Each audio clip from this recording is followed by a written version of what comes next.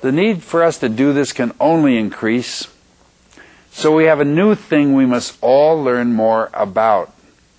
And the time to begin our study and mastery of the job hunt is now. Thank you. We will now continue with the second question and answer session.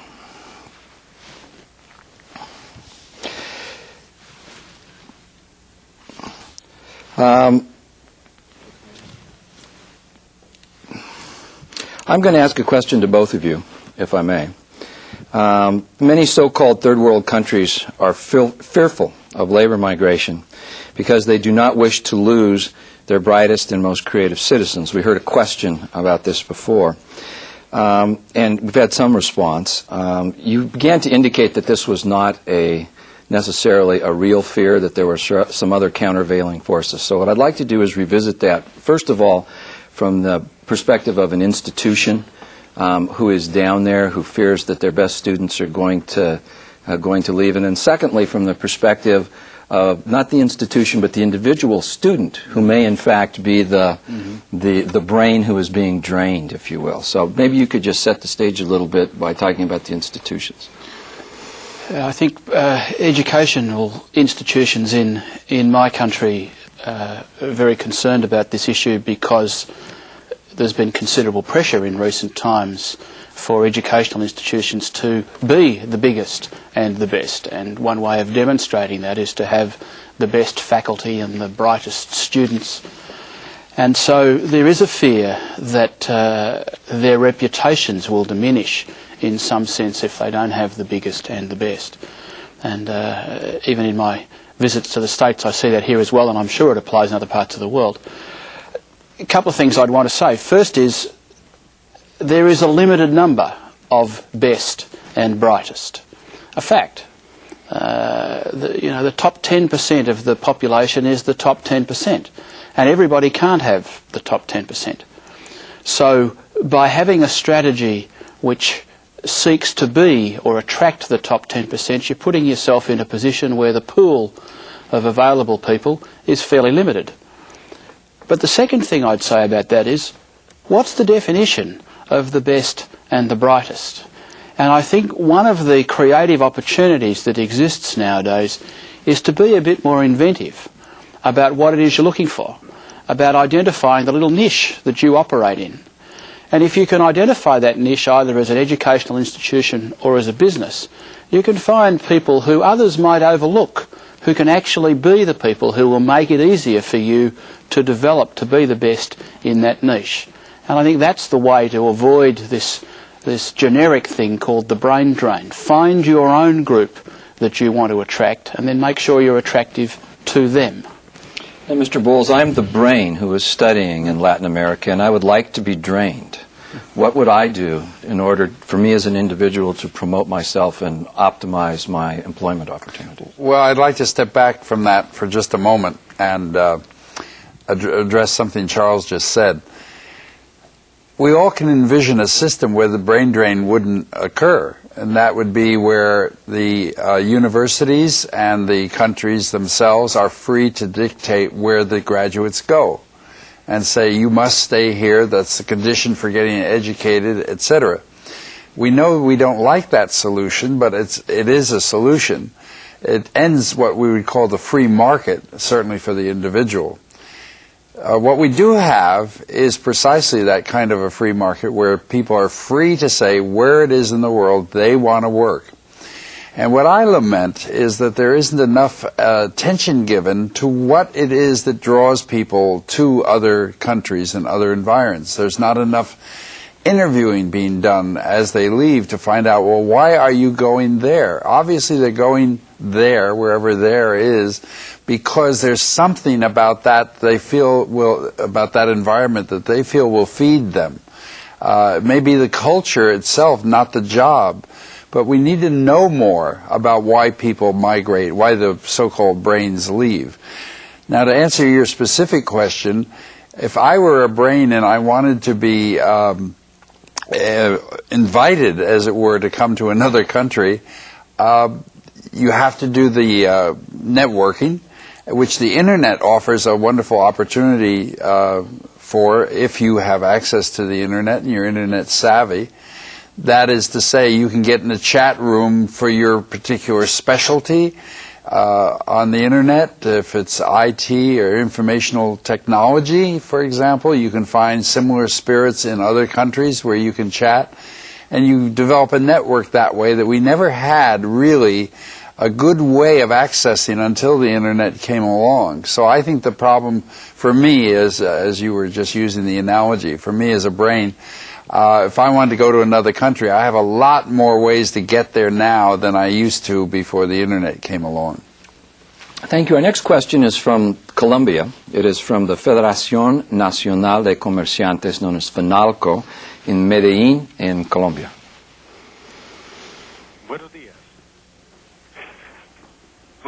Our question is the following. The strategy in order to attain success in finding a job is based on individual competency or competition in order to project an image in the workplace. How can we maximize the social work competencies in order to, educational technique skills in order to really insert yourself in the workplace? Well, I'm not sure I understand the question exactly. Could they clarify?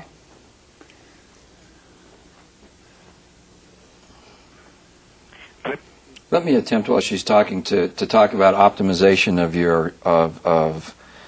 your presentation in the workplace. If you are someone who is in the course of education and you're trying to educate yourself, do you have any generalized tips on what they might do to be able to maximize their potential for receiving a position? Are we talking about an individual Let's or start an with an employer? individual. Yeah, I think that we have to know more about the mechanisms of the job hunt, as I was saying in my presentation. It's important to understand this is not a process you're born knowing how to do. It's not clear to migrants or other people coming from one culture to another. It's not clear that there are special rules that govern the behavior of this beast called the job hunt. It's assumed by most people that you know how to do it, you use the want ads, etc., etc. And if you come from another culture to a new culture and you don't understand how the process works, if you assume what you learned as a child on the streets is sufficient to get you through it, then I think we're all making a huge mistake. So I would like to see much more education done sharing the research about the job hunt and how it's conducted in one country after another. It's interesting to me, for example, that my book is in 10 languages, and you can go to Pakistan, you can go to Poland, etc., and South America, the Portuguese edition in Brazil, and you can find that these behaviors that make for a successful job hunt go right across country lines. They're universal behaviors because essentially trying to learn how to find a job is essentially analogous to the process of dating. In countries where you're given freedom to date whom you will, there's a great deal of things you learn eventually from experience that don't work and things that do work. We have to have some sophistication taught in our schools and learned by the individual migrating worker. If I were a migrating worker, I would make it my first business to learn as much about the job hunt as possible so that when I get to my new country, I'm able to be effective at what I'm trying to do rather than just floundering around like a fish out of water. We have another call waiting, but let's go to the second part of your answer, which was, let's say you're an employer and you want to make the best presentation that you can of yourself to attract people. Right. Briefly, do you have any tips for the employer so that they can appear as a favorable location to the brains that are out there looking? Same thing that I said before. I think that we need to do more questioning. All an employer has to do to find out how to attract people is to start talking to their own employees and say, what attracted you to come here? Why did you choose this place rather than some other place? If you talk to your existing employees and you find out, well, they really love the fact that there are a lot of windows in this building. Sometimes it's idiotic thing like that attracts a person to work in a particular company. Sometimes it's the way they treat their ex-employees, they give them good recommendations and so forth. It's easy to find out how to behave as an employer if you simply start asking more questions of those who are already working for you. And then you can apply those learnings to try to make yourself more attractive among many competitors for the labor that you're seeking. Thank you. Now we've had in the waiting a question from the Dominican Republic. It is from the Centro de Gestión e Investigación in the capital of Santo Domingo in the Dominican Republic.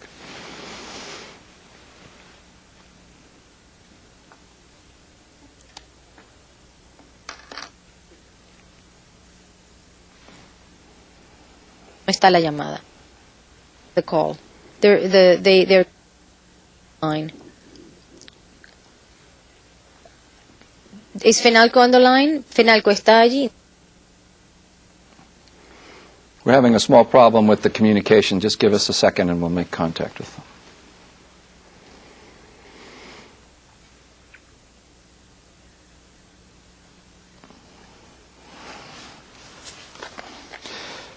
Our next call is from Mexico. It is from the Secretaria de Educación Pública y Cultura del Estado de Sinaloa, in the capital city of Culiacán, in the state of Sinaloa, in Mexico. Muy buenos días. Good morning. In your opinion, is there an opposition between looking for a job in the globalized marketplace and the actual challenge of the universities of training people for leadership and self-employment? Yes, I would say there is a definite conflict.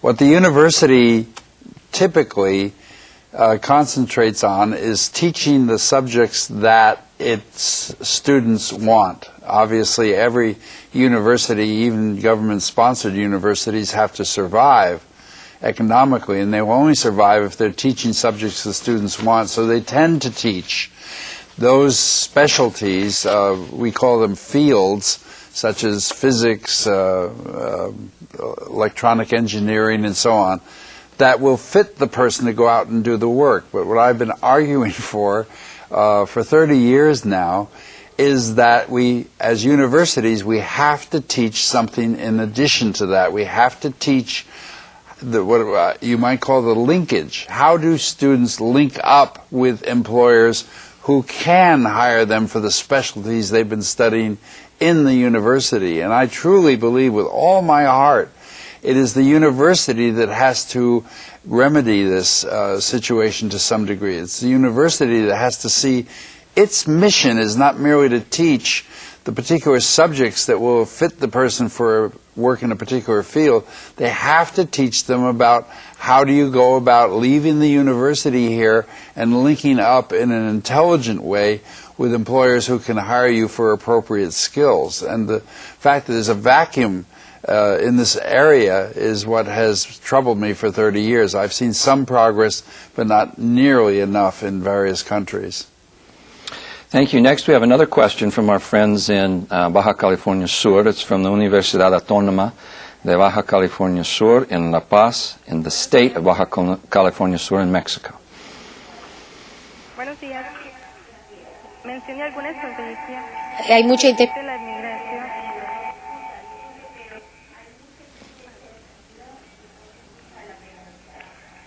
Mencione alguna.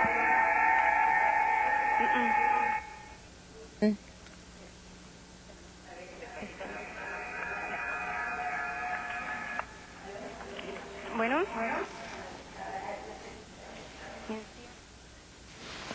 We have some interference on the line coming from Baja California Sur, so we'll take the next question, also from Mexico, from La Universidad de Sonora, in the capital city of Hermosillo, in the state of Sonora, in Mexico.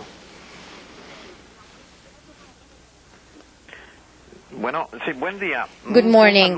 A greeting from the University of Sonora to the ITC organization and all the associate receive sites in the continent and Europe.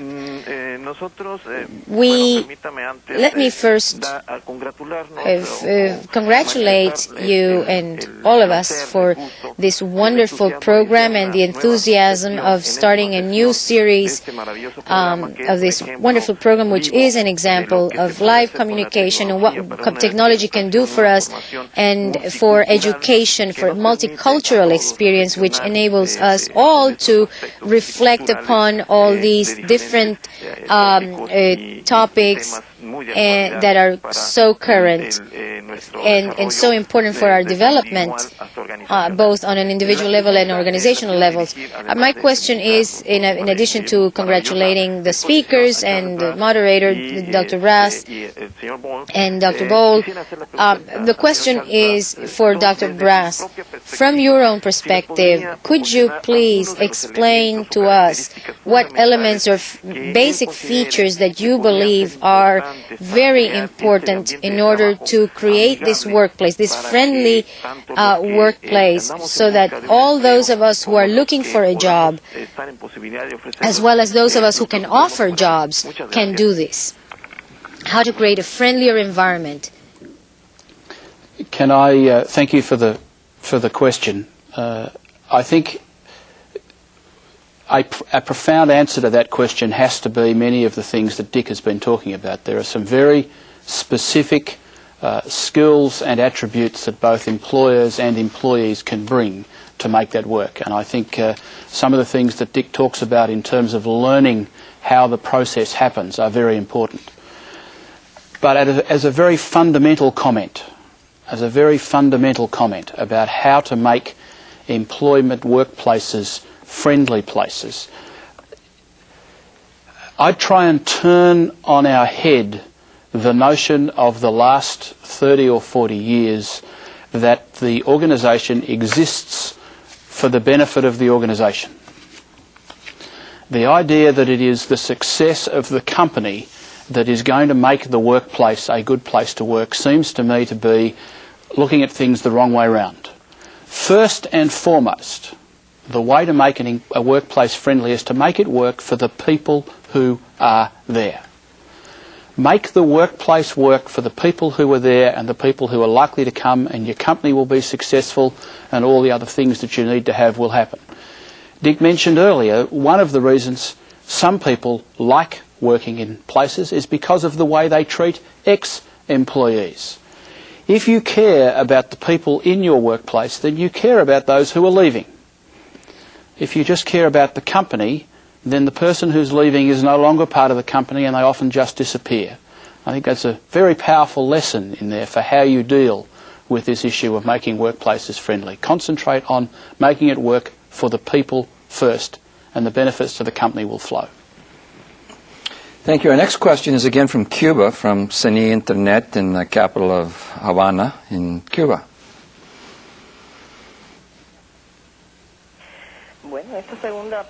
Second part is, I'd like to ask the presenter if you have any information as far as what could the processes or methods be that universities or organizations can follow in order to find talent, workforce, skilled people, and what the reverse process. Is this very difficult for the people who are in human resources and the organizations? We'd like to hear your opinion about it. Thank you.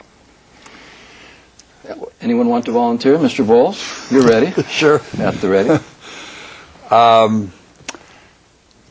This is called recruiting in the U.S. I suspect it has similar names in other countries when we're talking about the employer being proactive and initiatory and going out to find the talent they need.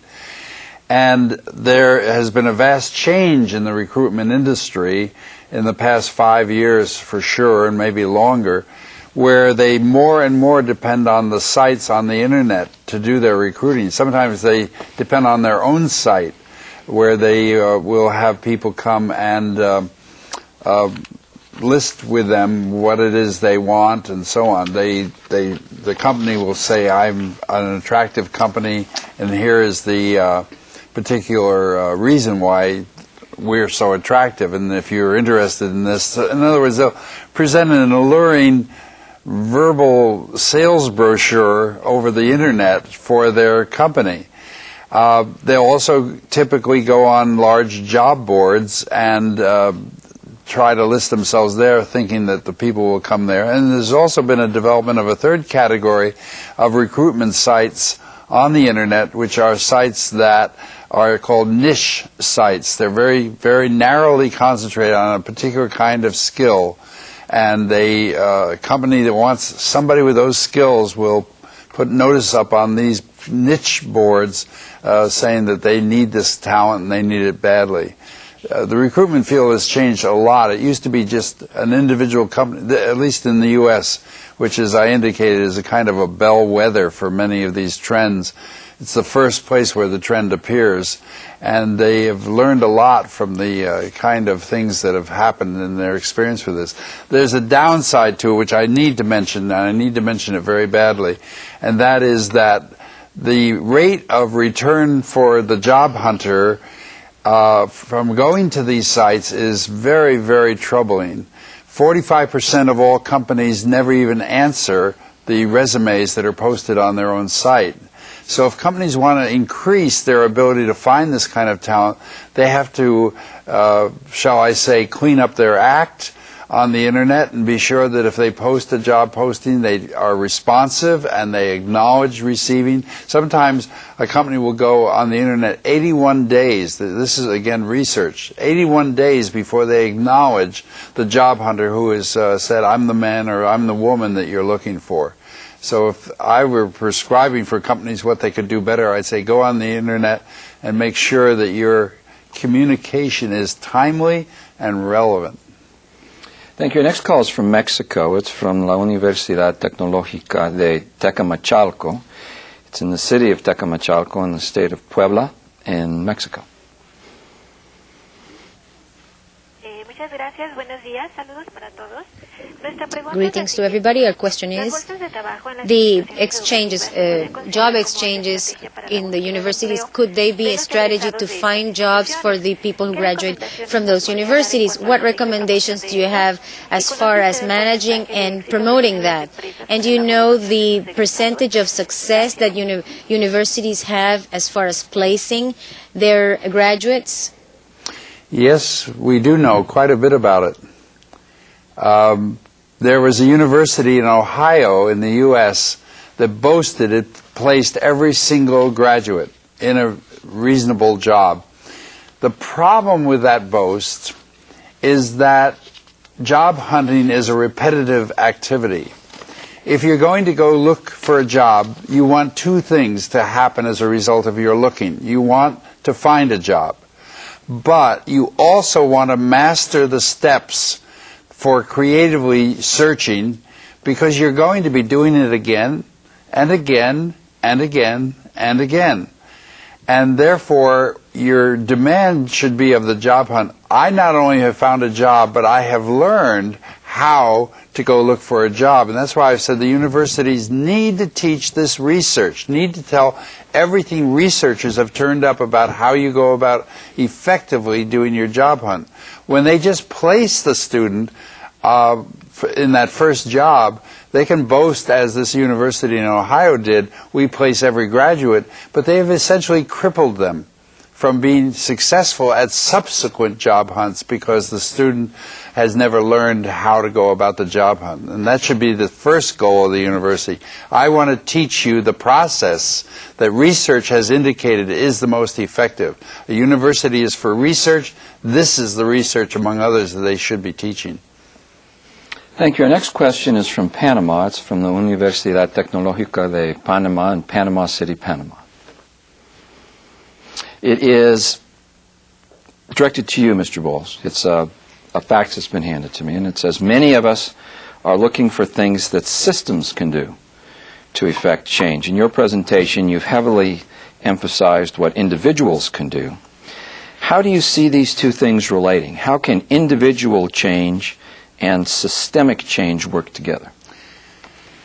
Well, I think we have to keep working at both. In other words, I think we have to keep asking, how can systems facilitate the processes necessary in order to change all this, so that when a worker migrates to another country, he or she doesn't simply flounder, trying this and trying that ineffectively and feeling the country is shut to them as a potential worker. Often the problem is not the attitude of the country, it's the fact that the behavior of the job hunter must change. But if I had to say in a sentence or two what it is I think systems can do to help individuals, it is to organize where there does not now exist classes.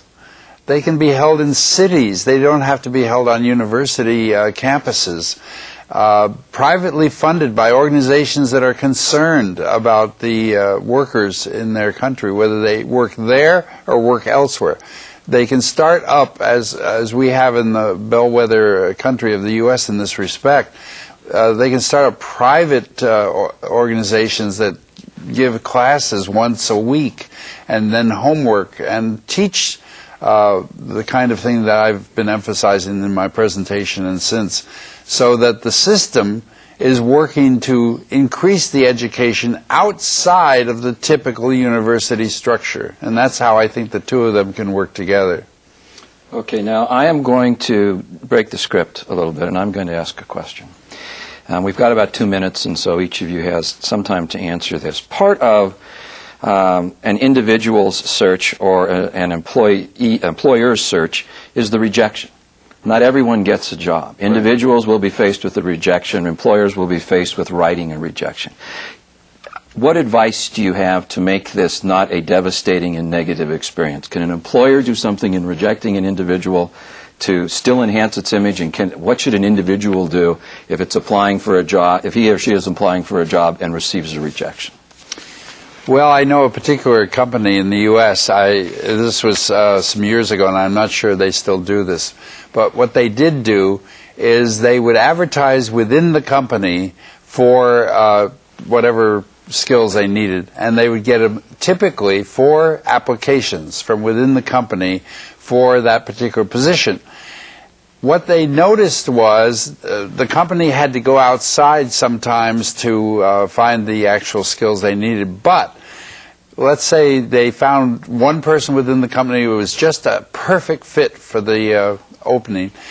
They copied down the names of the other 3 employees, and they tapped them on the shoulder and said, every Thursday afternoon on company time, we are going to offer job hunting classes to help you find the work that you most want to be able to do, because obviously you didn't apply for this job because you were totally happy in your present position with us. They didn't care, therefore, whether the worker stayed with them. They saw their mission as a higher thing, namely helping the employee find the work they wanted, whether within the organization or outside. And I think the more we can see that happen in corporations, the more wonderful it would be. Now I'm going to ask Mr. Brass an unfair question. I'm a lawyer, and I look around the United States, and I see the termination of an employee as being something which spawns litigation. We have lawyers on both sides. Based upon your experience, not just in Australia, not just in the United States, employers have to terminate individuals, and individuals will at some point in time be terminated, much like the rejection. What can be made in terms of a debriefing or to make a termination more positive? This gives me an opportunity, both your question and Dick's answer, to very quickly say that I think one of the opportunities in this modern world is to get away from the notion of scarcity and competition. If you believe what you've just been terminated from or rejected for is the only opportunity available to you, chances are you'll be very angry and maybe even enter into litigation. In the modern world, the opportunities are vast. Look for those opportunities. Don't see the rejection as an opportunity to go somewhere else. Thank you for your excellent questions and the excellent answers that both of you have given, but we've run out of time. We hope that you have enjoyed participating once again in this exciting multilingual and multinational program. We invite you to participate in the second video conference of this year's Excellence with a Global Flair series entitled Synchronizing Managerial and Marketing Strategies, a New Formula for Success in a Globalized Reality, which will air on March 14th, 2002. For additional information on this video conference series, please consult your participant's manual, where you will find the dates and specific topics for each program. You may also visit our website, itc-group.org. On behalf of all of us at the International Training Center, I thank you for your enthusiastic participation and interest in today's program. Thanks, and see you again soon.